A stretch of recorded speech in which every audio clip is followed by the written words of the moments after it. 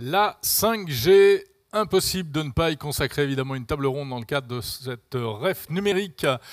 La 5G changera-t-elle la vie des entreprises et pourquoi va-t-elle changer la vie des entreprises? La 5G a fait couler beaucoup d'encre ces derniers mois. Alors, cette cinquième génération de télécommunications mobiles, de quoi s'agit-il exactement? Qu'est-ce qui va changer avec son arrivée en France?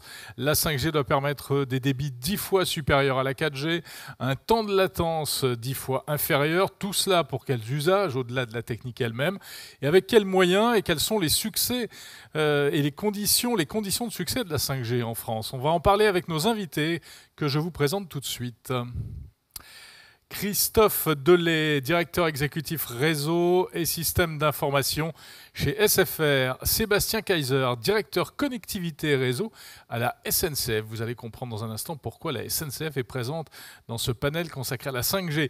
Et puis Christine Aignon, députée des Hauts-de-Seine, LREM, qui a beaucoup travaillé sur ces questions.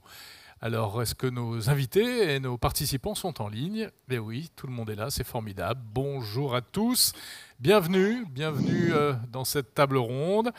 Avant d'aller plus loin, j'en profite pour rappeler à vous qui nous regardez que vous pouvez intervenir, poser des questions. N'hésitez pas, vous allez sur num.laref.org et puis vous nous posez des questions en cours de débat ou avant la fin de... On essaiera de garder 5-10 minutes à la fin de cette discussion pour y répondre. À quoi va servir la 5G? C'est peut-être la première question qu'il faut se poser, évidemment, quand on parle de 5G. Christophe Delay, on va se tourner vers vous pour que vous éclairiez nos lanternes. La 5G, on peut dire qu'en plus, ça vient de démarrer pour de bon, puisque l'ARCEP, il y a quelques jours à peine, a fixé la date de fin des enchères, enfin la date d'attribution des fréquences exactement, ce sera donc le 18 novembre. Ça veut dire qu'à partir du 18 novembre, ça y est, les opérateurs vont pouvoir appuyer sur le bouton et mettre en route la 5G. Alors, comment ça va se passer chez SFR et puis d'une manière générale peut-être aussi chez vos camarades concurrents? Vous êtes prêts? Ça va être où? À quel moment? Etc. Il faut s'attendre à quoi? Je voudrais déjà commencer par rappeler les enjeux qu'il y a derrière la 5G. Il y a un peu moins de 10 ans, on lançait la 4G. Et la 4G, vous avez vu, ça a été une révolution pour les usages grand public. Et on est intimement persuadé que la 5G sera une évolution, voire une révolution pour les usages des entreprises. Alors, avant de commencer, la 4G, la 5G, on va la voir en deux étapes. Une première étape qui va commencer, et j'y reviendrai dans quelques secondes très rapidement, qui va permettre d'améliorer de façon très significative les débits et la capacité de nos réseaux. Et une deuxième phase qui arrivera plutôt aux alentours de 2022, voire 2023, qui, elle, permettra d'améliorer de façon très significative la latence dans les réseaux et qui permettra d'augmenter de façon aussi très, très significative tout ce qui est autour des objets connectés. Et on imagine qu'autour de ça, mais je pense qu'on y reviendra tout à l'heure, des évolutions autour de l'industrie 4.0, de l'énergie, de la santé, des transports, de la logistique et de l'automobile connectée. Alors, comme vous l'avez dit, nous allons avoir le 18 novembre les licences. Donc, ça fait un certain temps que nous travaillons dessus. Et on verra tout à l'heure aussi avec Sébastien que ça fait plus d'1 an qu'on travaille ensemble pour aussi commencer à expérimenter certains usages.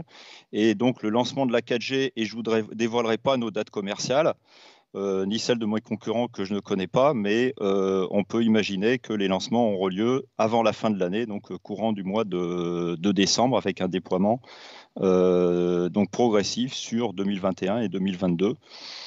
Voilà. Oui, parce que bien sûr, vous ne pouvez pas tout nous dire tout de suite.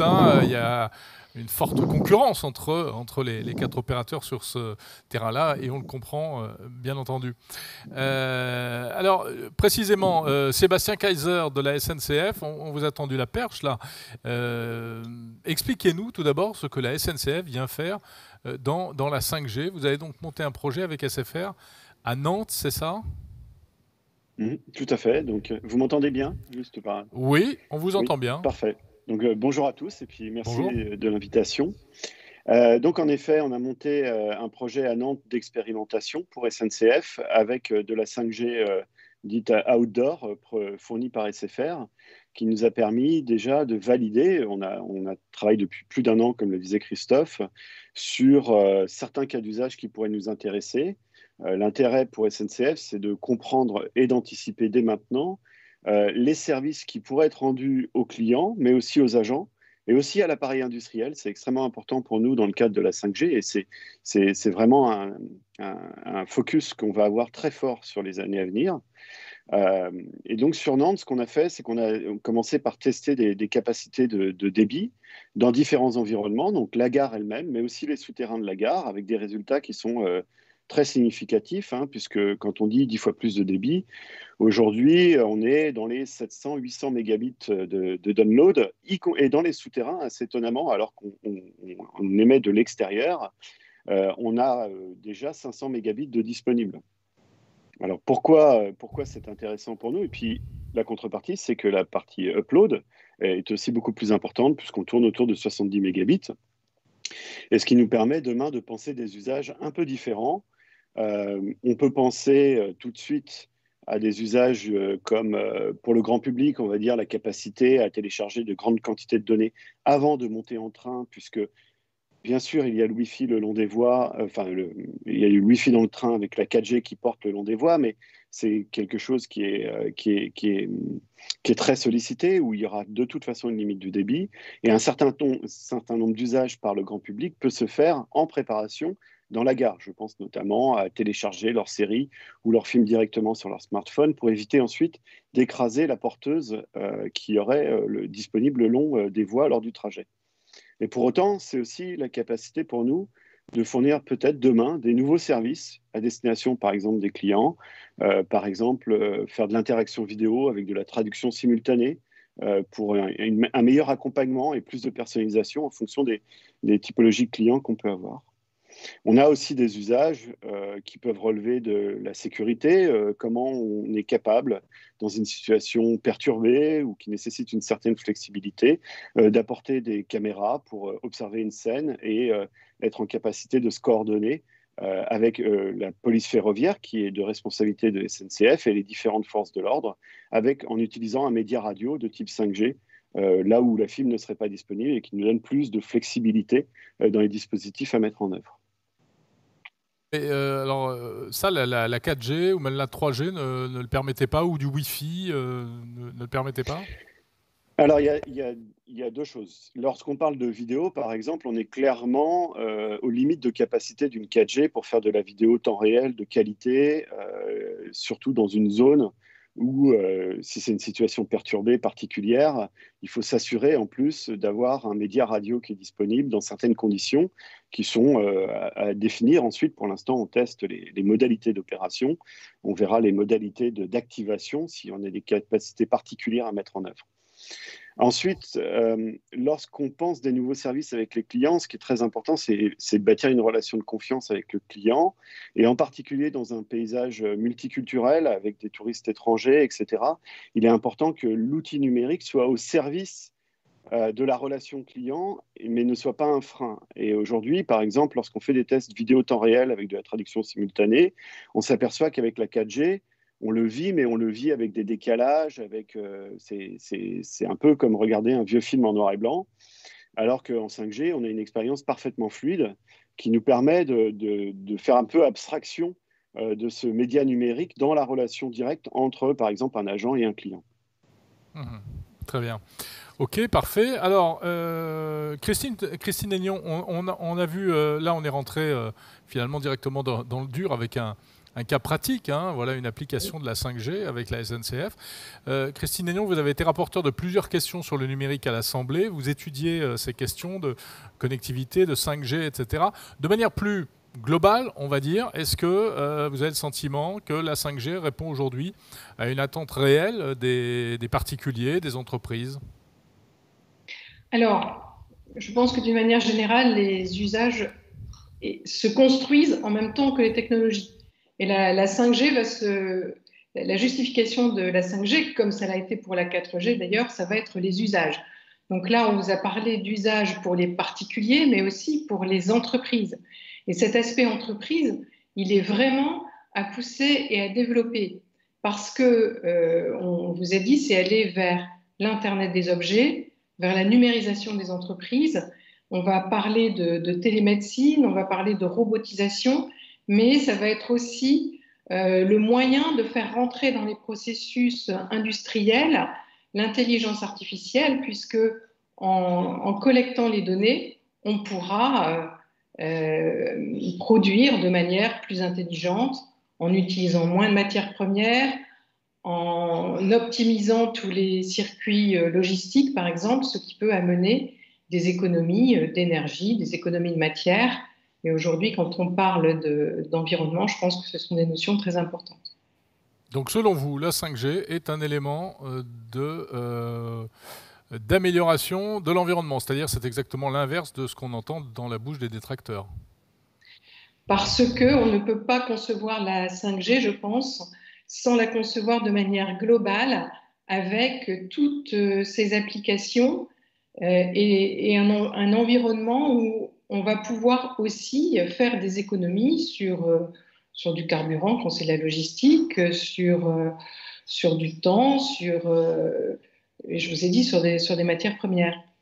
En plus, c'est vrai qu'il y a beaucoup de détracteurs, et d'ailleurs, le fait que la SNCF parle de Nantes, c'est quand même assez amusant, puisque nous avons des maires qui ont été très, très heureux d'accueillir des expérimentations, et puis qui, tout d'un coup, se découvrent des phobies 5G, on dira.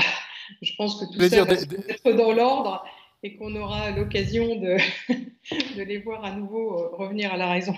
Vous voulez dire des maires qui avaient demandé qu'on teste la 5G chez eux et qui peut-être ont été signataires du moratoire pour suspendre la 5G?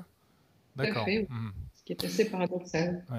Alors, cela dit, faut quand même, je vais vous poser ces questions par rapport aux critiques que l'on émet à propos de la 5G. Des craintes par rapport à la santé, d'une part, des craintes par rapport à l'environnement, on vient de l'évoquer, par rapport à la santé tout d'abord, parce que peut-être qu'on peut finalement l'évacuer assez rapidement, cette question-là.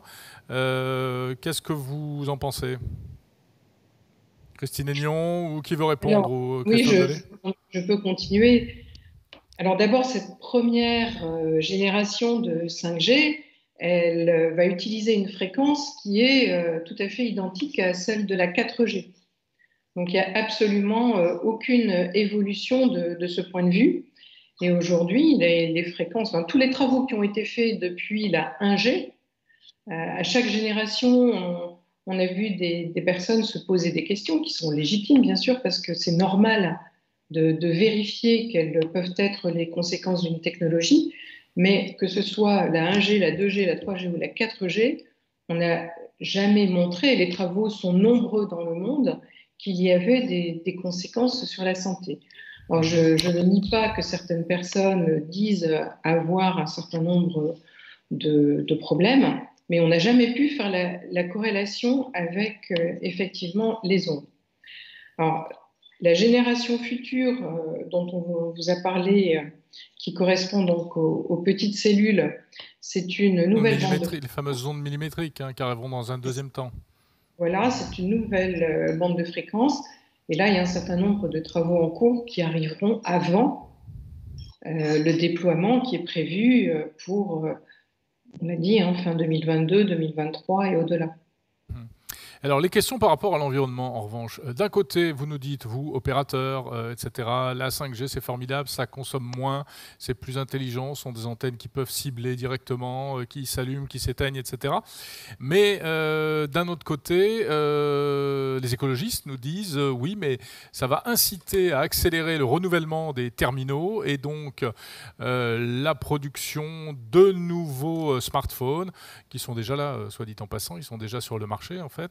Et ça, c'est très mauvais en termes d'usage de minerais, etc. Ça va accroître de manière peut-être artificielle la consommation de ces produits-là. Christophe Delay, qu'est-ce que vous répondez? D'une part, c'est quand on a introduit la 4G, on n'a pas vu une augmentation significative du rythme de renouvellement de mobile. Il faut savoir, nos clients renouvellent leur mobile à peu près tous les 24-27 mois. Donc on imagine que pour la 5G, ça sera pareil, puisqu'en même temps, le déploiement sera progressif. Et d'un autre côté, en termes de consommation énergétique, toutes les nouvelles technologies, et en particulier la 5G, a été conçue justement dans un souci d'efficacité énergétique. Donc finalement, la 5G consomme moins que la 4G, qui consomme moins que la 3G. Donc finalement, à usage équivalent, on améliore de façon significative la consommation énergétique. Oui, mais il y a ce qu'on appelle le fameux effet rebond, qui est que si les tuyaux sont grands ouverts et permettent un très grand débit, la nature ayant horreur du vide, ça risque de faire augmenter la consommation.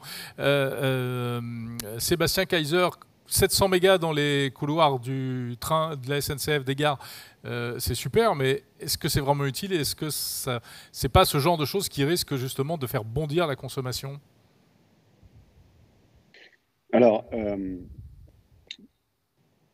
sur l'usage, comme je disais en préambule, là où SNCF s'est mobilisé très tôt autour de la 5G, c'est parce qu'on y a vu, comme l'évoquait Madame Aignon, on y a vu une opportunité industrielle. Pour autant, on a aussi une opportunité servicielle qu'il nous fallait évaluer. La position des SNCF sur ces sujets, c'est de ne pas acheter comptant une technologie. On n'est pas des technologistes, on est fournisseurs de services, soit pour la productivité de l'appareil industriel, soit pour les services aux clients ou à nos agents. Et il nous a paru nécessaire de tester et de vérifier sur pièce avec des partenaires qui sont les opérateurs et les équipementiers, ce qui est émis dans les normalisations. Donc, quand on parle des sujets, par exemple, d'innocuité, toutes les expérimentations qu'on a faites, nous avons certes la gare de Rennes, et effectivement, le contexte a évolué d'une façon qui n'était pas anticipée par rapport à certaines récriminations qui peuvent être faites. On a aussi des expérimentations du côté de Lyon-Pardieu, et on a aussi des expérimentations à Rennes. Et chaque fois, nous travaillons main dans la main avec l'ANFR, avec l'ANSSI aussi, pour des sujets de cyber, et nous vérifions concrètement les éléments à vérifier en évaluant les deux facettes. Le facteur environnemental n'est pas oublié non plus, et nous avons plusieurs projets aussi qui sont en parallèle, qui se greffent à ces expérimentations autour d'un usage, par exemple, de matériaux qui permettent de faire rebondir le signal sans réamplification ou ce genre de choses, toujours dans une logique de flexibilité et d'empreinte la plus réduite possible. Mais plus que tout, c'est vraiment sur l'appareil industriel que ça va se jouer. C'est-à-dire qu'aujourd'hui, quand vous avez par exemple des chemins de câbles, etc., dans une usine dont vous devez changer la chaîne logistique, vous avez un retravail qui est massif et qui est très coûteux, même d'un point de vue bilan carbone ou autre, de recablage. Et il manque cette flexibilité. Et au-delà de la partie performance, les apports d'une 5G dite industrielle nous permettraient de gagner en temps de mise en œuvre, en flexibilité de la chaîne de production, tout en tendant un coût marginal à la baisse de manière drastique. Sans parler, et ça c'est encore juste pour parler, de faire mieux ce qu'on fait déjà, c'est-à-dire apporter plus de flexibilité. Mais fondamentalement, il y a aussi faire différemment, faire du nouveau, apporter de nouveaux services à l'appareil industriel comme à nos clients. Et sur ces éléments-là, il est impossible de penser la chaîne 5G seule. C'est un système qu'il faut étudier, regarder où sont les économies, regarder où sont les coûts, les faiblesses, les forces et les avantages de chaque modèle. Et à partir de là, on aura des éléments qui nous permettront de statuer vers telle ou telle implémentation technologique, à nouveau au bénéfice de tel ou tel ROI, de tel ou tel service qui doit être déployé. Mais pour cela, il faut attendre. Il faut lancer la machine et voir ensuite ce qui va se passer. Alors, il y a deux approches à ça. Du côté de SNCF, et qui explique pourquoi je prends la parole aujourd'hui, c'est que nous avons fait le pari que cette technologie allait répondre à ces promesses. Et nous avons pensé qu'il était important d'être là très tôt dans le dispositif pour évaluer au mieux avec les partenaires et apprendre ensemble. Parce que dans le cadre de la 5G, avec l'apport de la virtualisation et de ces services tournés vers l'industrie, tournés vers les entreprises, Les opérateurs télécoms, qui historiquement sont plus tournés vers les marchés grand public, ont besoin d'aide pour comprendre et définir les services que demain ils pourraient fournir aux entreprises. Et nous, on a besoin de travailler avec eux pour voir si ces services ont vraiment une valeur. Et je ne parle pas que le service technologique rendu, mais aussi quel est le modèle d'affaires, quel est le modèle de sécurité à mettre dedans. Donc, on a besoin d'apprendre ensemble avec des partenaires pour construire ces nouvelles offres, pour construire ce nouveau marché. Alors justement, aux entreprises qui nous regardent, qu'est-ce que vous diriez aujourd'hui? Vous avez travaillé avec un opérateur, et il est à côté de vous. Si on met de côté, enfin il n'est pas à côté de vous, mais il est en tout cas sur le même écran. Si on met de côté vos bonnes relations apparentes, qu'est-ce que vous diriez aux autres entreprises pour les guider dans leur relation avec les opérateurs? Qu'est-ce qu'il faut attendre d'un opérateur? Qu'est-ce qu'il faut exiger, demander, accepter, ne pas accepter, etc. C'est là que Christophe tremble à ma réponse. Non. Moi, je pense fondamentalement que la connectivité est un facteur de compétitivité en France. Et moi, je remercie tous les jours l'approche qu'a pris l'État français de dire on va commencer par tenter de réduire la fracture numérique. Je fais référence au plan France Très Haut Débit, je fais référence au plan Zone Blanche, le New Deal, etc. Parce que c'est fondamental. C'est-à-dire que sans connectivité, l'outil numérique, fondamentalement, il ne sert à rien. Donc, cette approche de on commence par les basiques parce qu'ils sont nécessaires et on fait de la France un des pays les mieux connectés d'Europe, c'était absolument fondamental. Et à partir de là, quelles sont les couches qu'on met au-dessus? Mais ces couches technologiques sont très modernes, très nouvelles. Et les industriels, leur problématique, c'est de délivrer en temps et en heure rapidement, à moindre coût et avec plus de flexibilité, les services dont ils ont besoin pour leur performance. Donc, en fait, aujourd'hui, ce qui est nécessaire, c'est que les entreprises discutent avec le monde télécom, qui est, encore une fois, je le rappelle, était historiquement tourné plutôt vers le B2C, pour construire ces marchés, construire ces modèles avec une logique B2B. Ça ne veut pas dire à l'avance que la proposition que va me faire SFR ou ses concurrents va me satisfaire d'un point de vue, je ne sais pas, juridique, opérationnel ou financier. Mais néanmoins, on aura appris à travailler ensemble, et je fais le pari que justement, c'est comme ça qu'on va construire des offres qui seront utiles pour nous, rentables pour eux, et qui permettront d'apporter cette dynamique au tissu industriel français. Christophe Delay, vous voulez ajouter quelque chose? Je tremble un peu, mais pas tant que ça finalement, parce que je pense avec Sébastien, on travaille très bien. Et effectivement, moi j'insisterai sur tous les efforts de numérisation et de déploiement, parce que le déploiement de la 5G est important, mais le déploiement de la 4G dans toutes les zones blanches est aussi extrêmement important. Et tout ça, ça s'appuie bien évidemment sur les déploiements fibres que l'on est en train de faire sur tout le territoire, hein, parce que derrière toute antenne, il y a de la fibre qui permet de ramener le trafic. Donc c'est un effort très important dans les années qui viennent et qui est effectivement fondamental pour l'évolution des entreprises de notre pays. Il y a un problème auquel vous avez dû faire face ces derniers mois. Alors, on le sait, bon, la 5G, ça déchaîne un peu les passions depuis quelque temps. Et c'est aussi un nouveau sujet d'activisme politique, militant. Et on a vu des actions violentes de vandalisme, des antennes 5G incendiées, etc. C'est un vrai problème ou c'est un épiphénomène selon vous? Moi, je pense que c'est un phénomène qui est aussi lié à l'évolution de la société.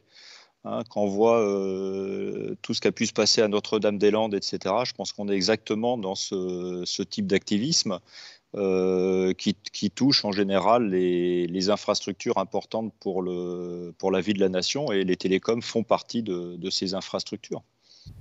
Vous n'êtes pas plus inquiet que ça par rapport à ces actions-là? Vous y faites face? On n'a pas tellement le choix. Hein. Oui, certes.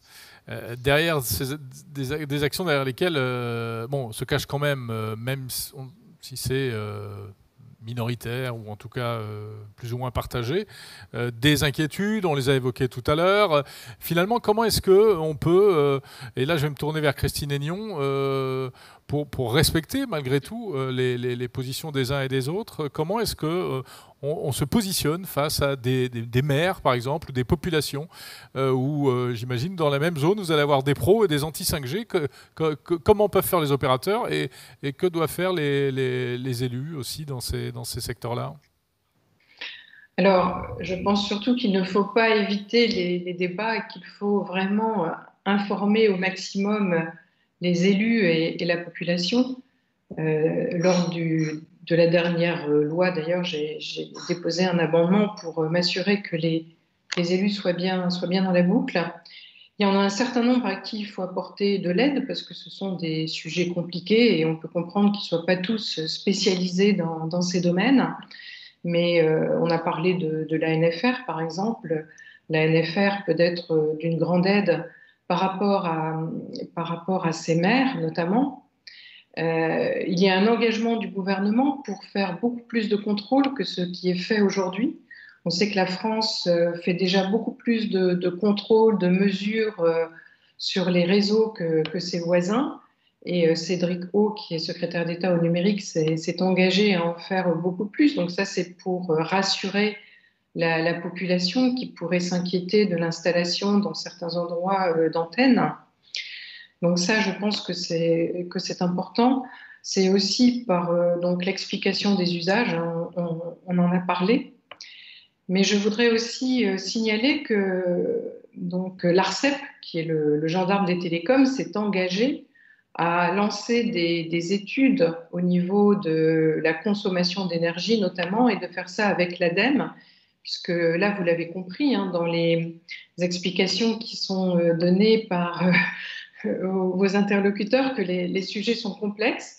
Et aujourd'hui, on manque d'outils et d'instruments de mesure, de KPI, hein, comme on dit, pour pouvoir effectivement mesurer les consommations énergétiques de tous ces systèmes.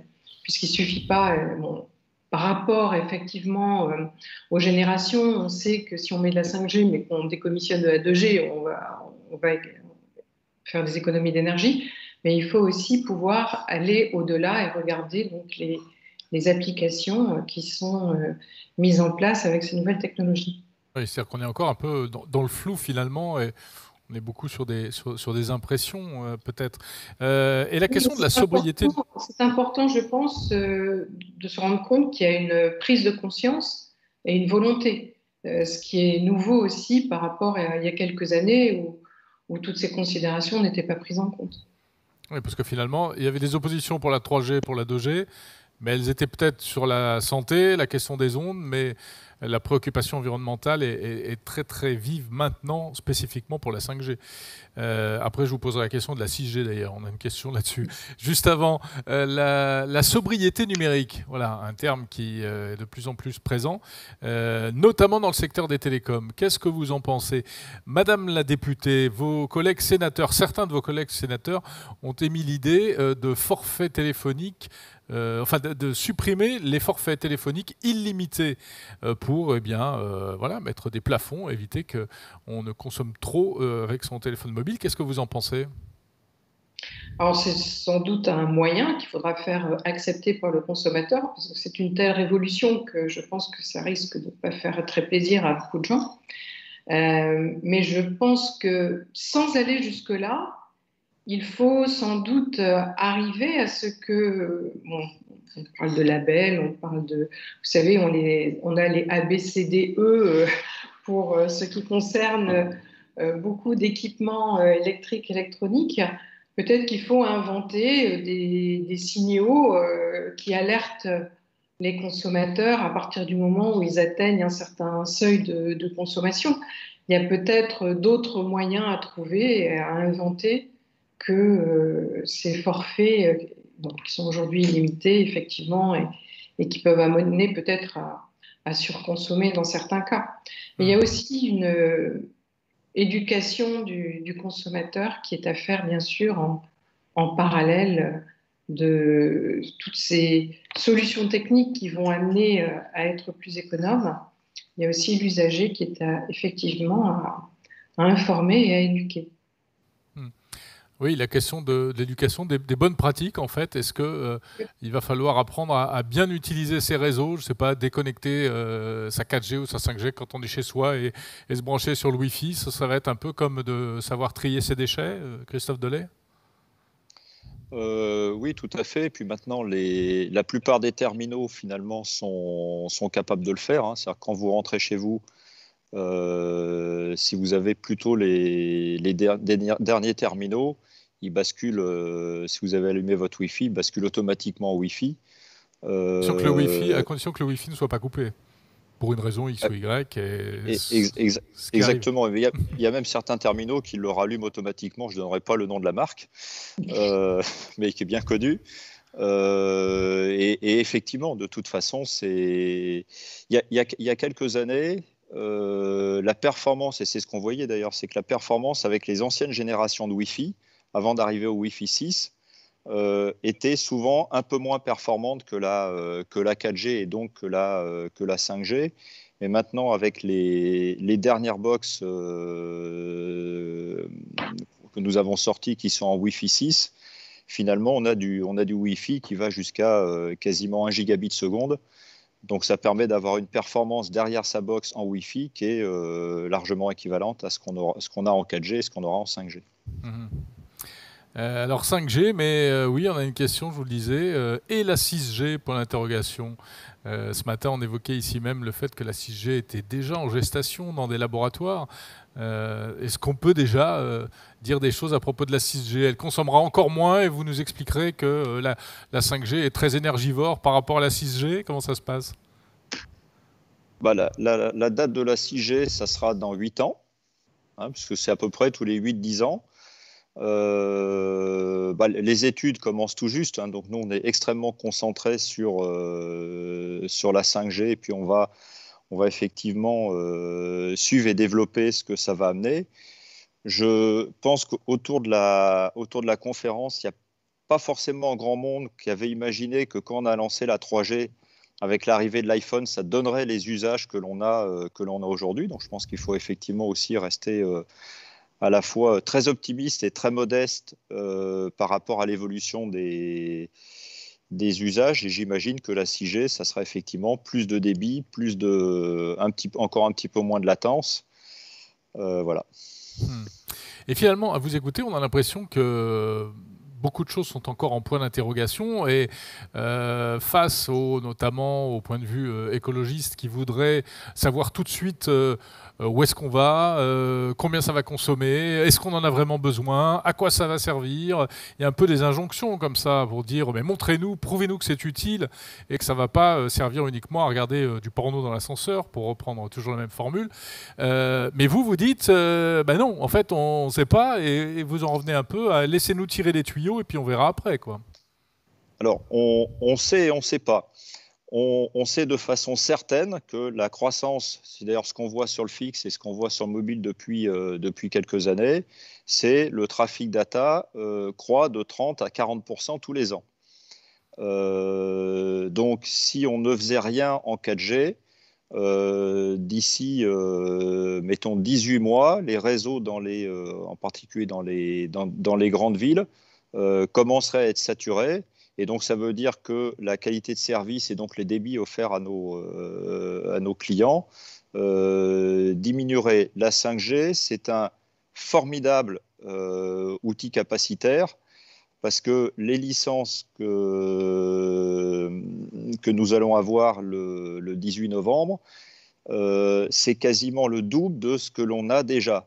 Si je prends un exemple assez simple, hein, si je me compare à une autoroute, en fait, je vais doubler la taille de l'autoroute et puis comme la technologie est un petit peu plus efficace, sur cette autoroute-là, je vais avoir des voitures un petit peu plus petites.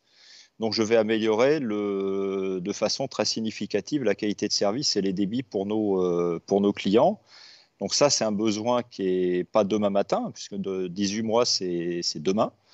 Et par contre, les usages pour les entreprises, on voit bien avec Sébastien qu'il y a des usages potentiellement dans le transport et autour de la SNCF. Quand on discute avec les aéroports, ils ont un certain nombre d'usages effectivement très intéressants. Et on imagine et on est sûr que autour à la fois de la santé et de l'industrie et autour de l'IoT, il y a un potentiel de développement qui est significatif. Et je dirais, ça dépend à l'ensemble des personnes qui nous écoutent, hein, qui sont des entrepreneurs aussi, de développer les business autour de cette digitalisation et de toutes ces opportunités qu'offrira cette technologie. Très bien. Il nous reste quelques minutes. Il y a encore un thème peut-être qu'on peut évoquer assez rapidement. C'est plus l'un d'entre vous là, en a parlé, c'est la cybersécurité, hein, ce qu'on appelle le cyber aussi. Est-ce qu'il y a une spécificité 5G en matière de cybersécurité puisque on le sait, c'est une question qui va être de plus en plus présente, hein, dans le futur. Qui veut répondre? Christine Aignon, je crois que vous étiez penchée sur cette question, hein. Oui, effectivement, puisque j'ai été responsable de texte sur la sécurité de la 5G, donc il y a quelques mois. Effectivement, c'est une technologie qui a une spécificité par rapport à la 4G, c'est que l'intelligence est déportée dans les antennes et qu'on utilise beaucoup plus la virtualisation. Donc, c'est une solution qui a beaucoup plus de logiciels et qui, de ce fait, comporte plus de risques éventuellement d'attaque donc sur des points déportés que les générations précédentes. Et ça demande donc une vigilance particulière qui va être assurée en France par l'ANSSI, hein, qui doit contrôler à la fois ces logiciels et le matériel qui vont être mis en place dans les réseaux. Il est quand même à noter que ce qui a été initié en France, hein, puisqu'en France on a quand même réfléchi à cette sécurité à peu près en parallèle de la mise en place et des expérimentations qui étaient faites par les opérateurs, alors que dans certains pays européens, c'est après coup que nos homologues donc, ont réfléchi à ce qui devait être mis en place. Et les guidelines de la Commission européenne se sont d'ailleurs beaucoup inspirés de ce qui a été fait en France. Christophe Delay, Sébastien Cazer, comment est-ce que vous prenez en compte du coup cette particularité, cette question de la cybersécurité? D'une part, on est extrêmement respectueux des recommandations de l'État et en particulier de l'ANSSI, et c'est effectivement une de nos préoccupations. Les sujets de cybersécurité, c'est pas des sujets de demain, c'est des sujets d'aujourd'hui, et je pense que c'est ce que disait le directeur général de l'ANSSI, Guillaume Poupard. La situation de confinement actuelle a vu augmenter de façon très très significative les différentes cyberattaques ces derniers temps vis-à-vis de nos entreprises. Donc, il y a effectivement un sujet sûrement sur la 5G et sur l'accès, mais il y a aussi un sujet de l'endroit où on traite l'ensemble de nos données, de tout ce qui peut se passer dans le cloud. Donc, je pense qu'effectivement, la cybersécurité, il faut vraiment la regarder. C'est un peu comme l'environnement, il faut la regarder dans son ensemble. Sébastien Cazer, pour la SNCF, un petit mot sur la cybersécurité. Oui. C'est exactement, je m'apprêtais. Ouais. Je vous en prie, allez-y. Non, c'est une préoccupation pour vous, ou vous vous en remettez à votre opérateur pour s'occuper de tout? Comment ça se passe? Alors déjà, je ferai la même remarque que pour le numérique responsable. Ce sont des sujets qui sont au cœur de nos préoccupations. Et quand on s'appelle SNCF, vous vous doutez bien que concernant la cyber, bon, déjà je ne vais pas trop m'étendre, mais on a une surface d'exposition qui est importante. Et comme le disait Christophe, les entreprises françaises, on l'a vu avec le confinement, sont particulièrement soumises à sollicitation, on va dire. Et donc, il est absolument nécessaire de travailler donc, avec l'ANSSI, et avec les opérateurs ou de toute façon n'importe qui de la chaîne technologique qui produit le service pour s'assurer que nous avons le niveau de cybersécurité nécessaire. Et dans le cas de SNCF, c'est by design, c'est-à-dire qu'il n'y a rien que nous mettions en place qui ne passe pas d'abord le crible de la cybersécurité. Dans le cas des expérimentations 5G, tout comme on le fait pour le numérique responsable, les consommations énergétiques, etc., nous passons aussi des tests de cyber pour vérifier que, le niveau attendu soit bien présent. Mais à nouveau, il est nécessaire d'expérimenter ces sujets et ne pas simplement s'en remettre à des spécifications techniques ou à des présentations. Il faut rentrer dans le sujet et il faut mener les tests en fonction du degré d'exposition qui est offert. Le point, je dirais pas, la 5G nécessite une sécurité particulière ou pas, je ne suis pas assez expert du sujet. Mais par contre, ce qui est sûr, c'est que la surface d'exposition, avec l'apport demain de services de nature industrielle, etc., va augmenter. Et donc, comme tout sujet de nature industrielle, il s'agit d'y apporter le plus grand sérieux nécessaire. Très bien. Donc, on pourra se connecter dans les trains et dans les gares sans risque de se faire hacker et de se faire piller. Oui, alors et vous avez une autre notion qu'on a peu évoquée, mais qui est consubstantielle de celle évoquée précédemment, qui est tout ce qui relève de la souveraineté numérique.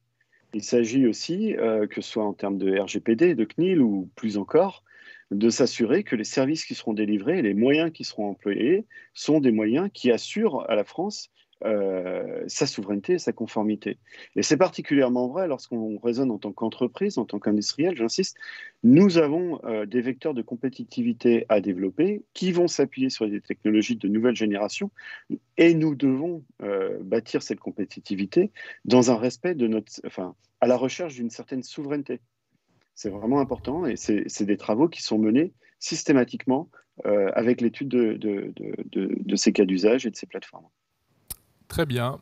Voilà. Un dernier mot, Christine Aignan, Christophe Delay, où on en reste là, sur la cybersécurité. Je pense que c'est très bien de terminer sur la souveraineté numérique, puisque pour avoir passé un certain temps chez Alcatel, c'est effectivement où c'est un sujet auquel vous êtes sensible. Un des leaders dans ces domaines, et donc j'espère que la 6G permettra à nos leaders européens qu'on a encore sur toutes ces technologies de reprendre vraiment le devant de la scène et de s'assurer que nous revenons bien dans la course sur ces sujets technologiques qui sont importants. Très bien, parfait. Eh bien, vivement la 6G alors. Merci à tous les trois, Christophe Delay, Sébastien Kaiser et Christine Aignan. C'était très intéressant cette table ronde sur la 5G. On va marquer une courte pause et puis ensuite on parlera de cette initiative du Syntec numérique, l'initiative Planet Tech Care. Restez avec nous, c'est la suite de la REFNUM 2020.